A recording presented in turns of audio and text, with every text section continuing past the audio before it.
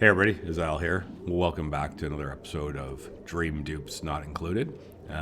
This video is just furthering my progress with the Somnium Synthesizer colony that I'm developing, and just a lot of the setup that I'm currently doing, and trying to get caught up in all my video editing. So enjoy the video. So we've come back now with 2 rockets, so we have 4 dupes here. It had to do a couple little tricks here. If they start going in each other's rockets for various reasons, it can foul up the atmosphere system. So have priority doors set on each side, so that they only can go into their own rockets. And next thing I'm doing, just to get things speeded up, is we're building a nice straight down shaft, basically ladder shaft with the fire pole, so that they can start moving in and out when they're getting the work done, get it going a bit faster. And we'll continue to work on this and clean it up, and got a whole bunch of various projects to do, but with 4 of them here, it's gonna start moving quite fast, so that's good. Just wiring more infrastructure in and keeping things moving along. All right, so got quite a bit of work done now. A lot of cycles have passed, so before I look at this, let's go back to the main base. We've been running rocket missions. If anyone's watched my other videos, also you know that I've been working a lot on these double dupe setups. And I have 2 of them operating back and forth to Soilala. And so I've had 4 dupes operating over there periodically. It works perfect, exactly as I expected. They live out of here, use the Atmos suits to get filled up. I keep these storage containers in case I want to bring any materials back. Never seem to have a problem with morale or stress. So this one's just returned. It's getting re-fooded up, getting ready to go back again. And once it's fully loaded, it can go there for 50 cycles roughly. That's the way I have it set. The other 2 steam rockets are off mining. I made a video about this, but basically got this automated steam fueling system set up so that for my rockets, they can just basically land. They'll get topped up in food. The steam will automatically fill up, and then as soon as they're ready, I'll have the 1-1 signal, and then I'll fire them off again. And it's both of them have just been mining, as they always have, these 2 points of interest. Getting me my slime, algae, and dirt. More dirt, not that I need it, but slime and algae, which is the algae I always need for my rockets. And then this one for gold. Haven't started using fullerene yet, but I will eventually. Always love to get the sedimentary rock. Gold is great. So that's what they do. But most of them doing that because I need to, as everyone knows, get the achievement. So, and the mining one is just excessive. It really is over the top for what's required. I don't think there's an easy way around it. You just have to do it. So here it is, mine the gap. So I'm up to 549 out of a billion, I guess. 549 million, or is that 549,000? Yeah, it's a point out of a million. So I'm over halfway done. I can tell you that that's a lot of trips. It really is. So each trip you only get 20 tons you bring back. So just keep them going consistently. Never pointed this out, but this is an interesting thing with these algae distillers, and why you can just put them in space. If you set up the way I did here, it's really simple. There's no automation. Power is just standard, right? All it is just I put it outside with a sweeper. And what happens is that the sweeper will, and I have of course the shipping port here, so that when it's shipping stuff in, it automatically takes the slime out, okay, and then everything else is moved into the base. That way, the slime that comes out, it never enters my base because it off vents, and it just off vents in space. And then the algae distiller, of course, spits out polluted water. That's what this pipe is for, right? And by putting it right the way I have, where it's beside this and beside this, the water briefly hits this spot at the bottom, and cools everything, because you can see the algae emitter is at a comfortable 32.5 and the sweeper is at 29.5. That's just because of the fact there's a liquid here that is instantly taking the heat away from the tube and advance. That's a really clever way to set this thing up. In fact, you could cool anything with this. So you could have any machine sitting beside it, and it's going to get cooled because of the way that water is just dropping and evaporating. But for an algae distiller, you really don't want it in your base. So if you do, you have to lock it up and airtight it, because there's going to be polluted. It's going to be venting for the polluted water and from the slime. So you just stick it in space. It's exactly how I've set it up. It's a fantastic way to set it up. The algae is also only used in the rockets for oxygen. I don't need the algae in my base for any reason. So then I just have some storage containers for, they just put the algae there, and then whenever the rockets land, and the dupes will run and top the algae up from here. It's very quick, so very orderly. So the base, the main base, all the systems are finally, like as you can see, we are water positive for my whole system. A while ago, I had switched the bathrooms off of these systems in order to make sure that I had enough water. So now we're actually getting to the point, this is always a good problem to have, where I'm literally generating too much water. And the reason why this side is filled up so aggressively, and I want it to, because this is cold, right? So you really don't want to waste this. You want to be able to use this as necessary for various means. But the reason why it's like this is that we are actively cooling all this water through two systems. One, which, and don't worry about these broken things, they haven't moved in almost 500 cycles, so I fixed that issue. I redid some of the piping, and now it's just, I don't feel like going in and fixing them, so it's fine. But yeah, so I got two cooling. One is cooling actively in order to bring that cold into the sleet wheat system, turn in the water and feed them. The other one is simply just cycling in and out, just pulling out hot water and making it cold. So by keeping the overall temperature down, because it comes out at 95, if we keep the overall temperature down a bit, then it means that the mixture is a little bit more balanced for how they weight into this. But this water, the only thing it's used for is for feeding the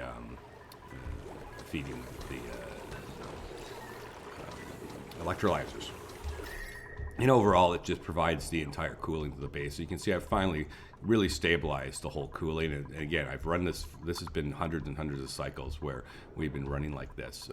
So things are more or less stabilized as far as how things are kept cool that need to be.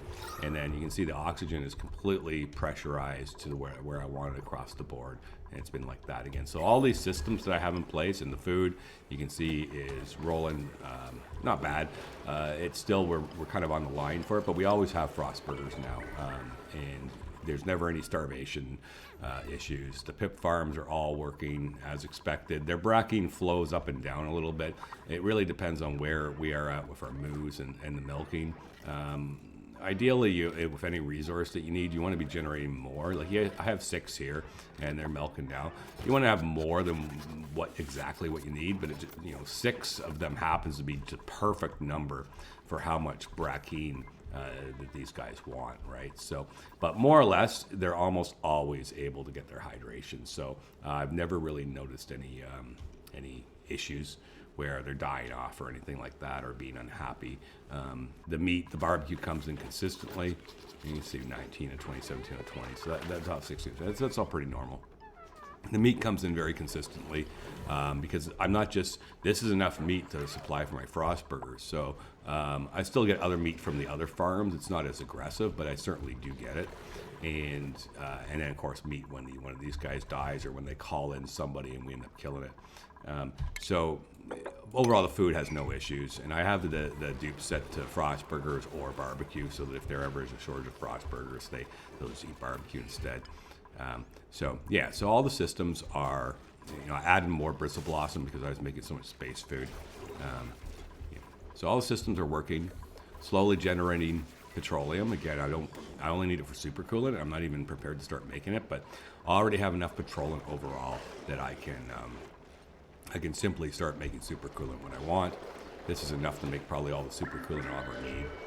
It's my only use so far for petroleum, so again, it's just slowly generating from this. And it's also, this is what's dealing with all the carbon dioxide, so I don't have any cleaning systems. It's just I pump it all in. I did add I added like a secondary vent here simply because and I need to turn it on. I just wired it in. I'm just finding that carbon dioxide pools in the center here, and so it's a little bit necessary to have. Yeah, I just literally built this like 2 minutes ago, so we'll just get that going.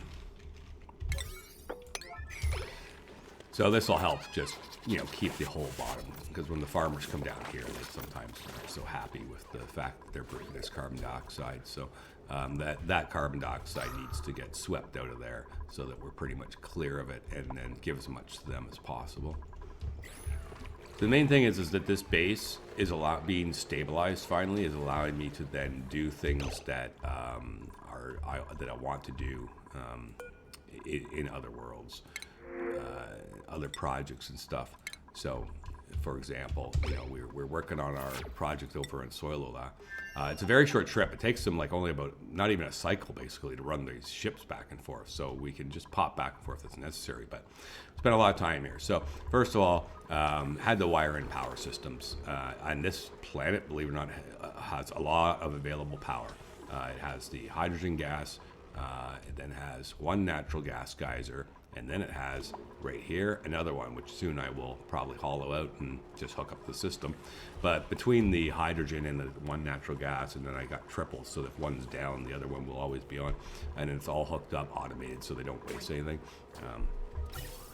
Gas and vent it out. So this is providing the power for the base, and it's a pretty stable system. We haven't started to heat up too much yet.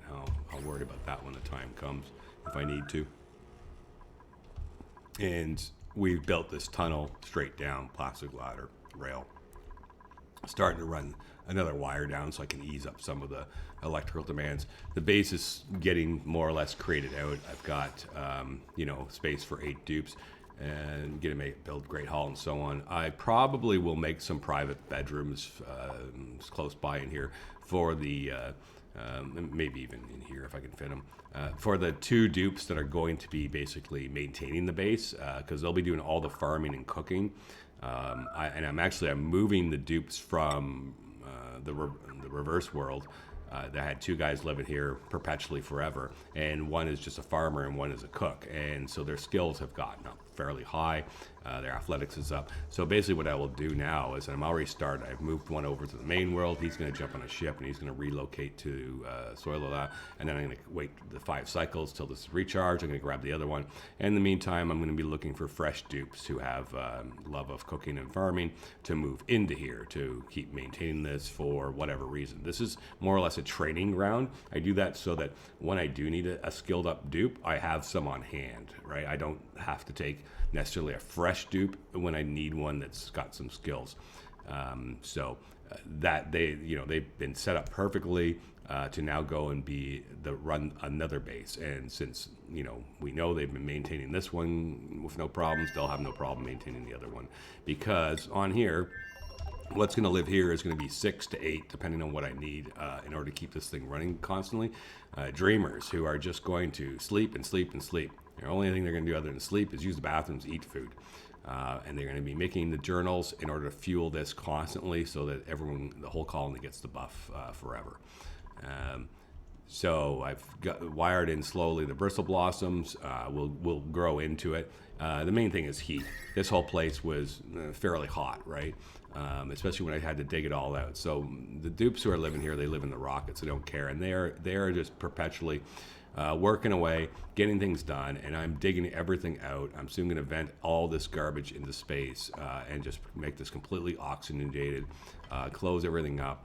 Really, I plan to hollow every last inch of this out. I won't use it all, but I'm just planning on just getting all out of here, all the materials available, moving it with sweepers up to the top so that I can just take it all home with my rockets whenever I want to, for whatever whatever is available that I need, especially this obsidian. I want this, of course. It also does have a volcano over here, which I could use for more power, but I really don't think I need it with all the oil I could tap into. There's so many possibilities here, but a lot of it I'll just never use. Yeah, so this system here got a double cooling system. One is basically working on actively cooling any steam that comes out via the turbines. This takes the steam from the level it's at down to the 95 it outputs, right? And then it's using this aqua tuner to slowly cool it down.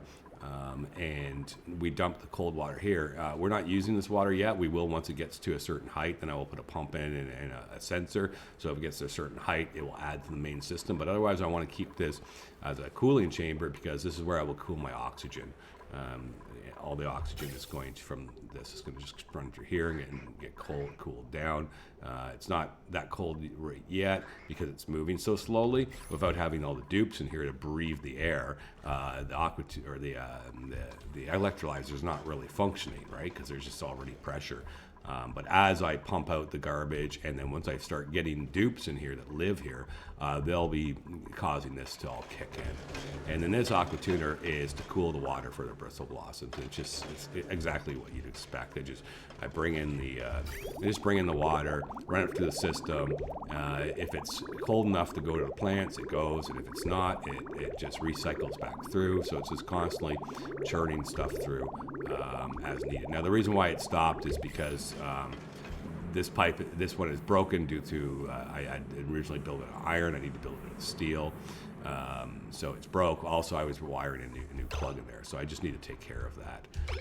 But again, it's not urgent because I'm not in a hurry. I still got a lot of work to do here to set this all up before I'm going to care about the fact that this isn't cold yet. But of course, the sooner I get it going, the better. I was curious about it. I did also brought a guy who could do this agent specimen, so I did that quest already. It's funny how cold this is, but I don't know if it actually gives off cold. It doesn't appear to. I think it's just permanently set to being that cold. It doesn't seem to be cooling the environment. We're also firing steel from the other. We're going to need a bunch of steel, so we're firing steel in to use for projects. So that's what the beacon's for, and then I've got the thing for them to unlock, like to open it quickly as well. So bringing in steel through that method. And we will build another rocket storage container system like I have on my home base. I'm sure people have seen how I do that. Probably going to build it in here. I think there's probably enough room if I hollow a lot of this. I don't want to disturb this, of course, but this can all go. So I might just build it centrally in here. And basically I'm going to store 2 pods of gas and 2 pods of natural gas in it for just backup, just to always have excess of all the gases available. And then the last one I will probably turn into a liquid one, and I will fill it full of cool water.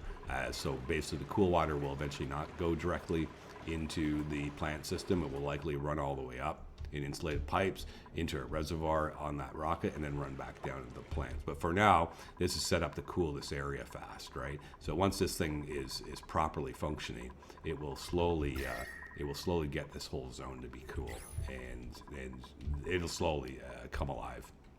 I've done these cooling operations before. It just takes time. There's ways to rush it, but I'm not in that big of a hurry. This is not critical to get this thing online. It's more like a grand experiment that I want to do.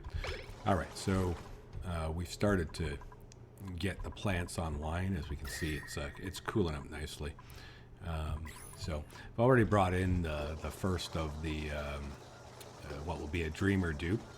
Now, one of the things I have to do as I bring them in is not just get them doing books right away. There's no real point to it until they're generating the right supply of books to keep it constantly running. So until I have all 6 of them in, I'm not going to get them going. Also, if I put the pajamas on them, their athletics is then so low that it takes them like 3 cycles to get up, get food, use the bathroom, and so on. So they would be ineffective. So the first step, of course, is to take this guy and get him training his athletics. So now one way, the proper method to do it is obviously we've created a gym, and we'll just keep hooking up little lights all the way. They apparently, when they're doing this gym training, they will learn athletics faster if they have a lit workspace, and a light will give them something to power, so that they will want to use the generator. So each one will have a light, and we'll turn them on as we go. I also left space in between. Not sure if I need it for anything, but I could always partition doors off with a laddering system, and maybe have it where each one is assigned to a specific wheel. But more or less, it doesn't matter as long as this door only lets in the dupes that I want to train. I have it open right now because we're doing work in there, but it should be like this. As long as the dupes that need to train are allowed in, and I've, because I built it like this. When I get the sixth one, hopefully the first one is trained up enough that I wouldn't want to keep cycling them. Lit workspace apparently makes them learn athletics faster on the wheel. That's what I read online. And it's also gives them something to power, so they'll use it constantly. So that's step number one. So although his athletics says 6, it's because he's sparkle flattered, right? So his skill level is really only 1. So we're just starting out. He's just has done 1 cycle so far. So we'll see how fast it goes up. But from what I understand, the other way that in order to get these guys up faster and learn faster is science skill will allow them to learn their stats faster. Okay, not skills, but their stats. So he gets +2 science because his first skill point I put into here, and then I could get 2 more science here, nothing here, and 2 science here. 2 science here if I took this one. But really it looks like a clear path is here, here, here, right? Eventually, if they get more skill points, then I would look into, you can get strength here, but you have to take this one, you have to take this one. Then you get 2 more athletics later just to have it, and then you can get 2 more here. So there is another path through to get more athletics. I don't believe there's any other areas that will give any athletics. Yeah, I'm pretty sure there isn't. So that's more or less the plan, is to use that to get them there, so they'll learn their athletics faster, and then eventually to cap them off. When I'm done and I put them into dreaming mode, I can just give them more athletics by taking these skills. So basically, once they're into dream mode, I would scrub them once and then apply it to where they just get that bonus athletics. And get them so they'll be fast enough that each day and within 2 breaks, 2-break cycle, they can get up, use the bathroom, eat food, and then immediately go back to sleep. So that's the plan. So I got to get all their athletics trained up. I'm just going to start taking dupes as they come in. I will take one every time it's offered, unless that I get a bad roll like I just did, where all of them had a bad trait. The first guy had bottomless calories one. The next guy had he breathes more oxygen, and the third guy had narcolepsy or whatever, so he'll fall asleep periodically. And I don't want anything like that can interrupt the process. I don't need additional variables, and I want to be able to measure everything food-wise and oxygen-wise. So I don't want ones who breathe extra oxygen or who eat more food. So, but I will try to take one every single time and keep adding them into the training, because as you can see, we are getting very close to being able to turn this thing on. Pretty much everything is wired in and working the way I want it to. I have this shut down right now. Don't worry about all this oil and stuff that's supposed to be there. It's just because of it's condensing. But I have all this shut down in here right now because I simply just don't need the extra water. Until I start seeing this water decline, I won't turn this on. Once it starts to decline, then I will turn it on. But I've already got quite a bit of water on hand in order to get the thing started. So starting to feed the plants. So once the plants kick in, and once I get these all set up, then the water will start to diminish quicker, as well as the more dupes I have living in here. There's 3 so far. They're breathing more oxygen, and then therefore this thing will use more water as well. So soon it will get to the point where we are at a water deficit, and that's when these geotuners will have to come into play. So that's pretty much where we're at. The way I'm doing the bristle blossoms, because I don't want them growing randomly, basically it takes 6 cycles for a crop of bristle blossoms, and I need a minimum of 48 to feed 8 dupes. So what I'm going to do is plant 8 every day, and then that will work across their 6 times 8 is 48, right? So that'll mean that there's basically every single cycle there will be a set of 8 plants that need to be harvested, etc. And it'll just keep things flowing, because one thing when you're working the food this precisely is you can't have food sitting around going rotten and stuff, and I don't want to use a whole bunch of fridges for power. So I'll use one fridge probably to store excess of the actual gristle blossom make, but there's only gonna be one cook and one farmer, so I can't have where all of a sudden like a whole bunch of them are done and then they're working very hard and there's too much food and we start getting this going on with gristleberry rotting on the ground. So by having it metered out perfectly to the cycling, it should prevent that from happening. I'm hoping that the way I'm setting it up, there will be no food rot. They will eat what they produce every single day. And yeah, so other than that, that's pretty much how it's going. Getting closer. Oh, I see this is turned back on again. That's fine. There's going to be some more work done here to close this up. Eventually, when this thing goes into a dormant period, I do want to then cycle out all the excess other crap that's in here, so then it becomes a pure chamber and I lock it down. But we're just getting there for now. It's not even pumping because this hydrogen vent turned on and it's supplying all the power that we need. So I actually have the line severed off from here so that it will not actually, well, I have the power is not hooked up, but I am severing the line off because I don't want to be venting right now without a filter on it, because I need to put on a powerless filter to just vent the extra stuff out, and it's the other way I can go about doing it. So working towards all that stuff. It takes time. Yeah, and the rockets keep coming in and out. Right now the other one's back home filling up for food. This one just recently filled up with food and has just landed. So the two dupes that I have are construction style dupes, so they're getting a lot done very quickly now. So going along good. So as you can see, things are progressing along nicely. Certainly the base is shaping up, and of course it's not even close. I thought that I was getting close to completion in this video, but the reality is I'm really not close, because as I build things, I always learn I need this, I need another thing, I need to set up this, I need to set up that, and it just keeps growing and growing. But it is coming along nicely at this point in the chronicles of the pursuit of the Somnium Synthesizer OP buff. Anyhow, if you liked the video, please consider subscribing. It means the world to me. Hit the like button, leave comments. I always love to get feedback. And like I say, when people leave comments, I tend to then, if I have to add a new dupe to the colony, I'll just use one of the commenters' names for the dupe. So I can always do that as well. Other than that, have a great day.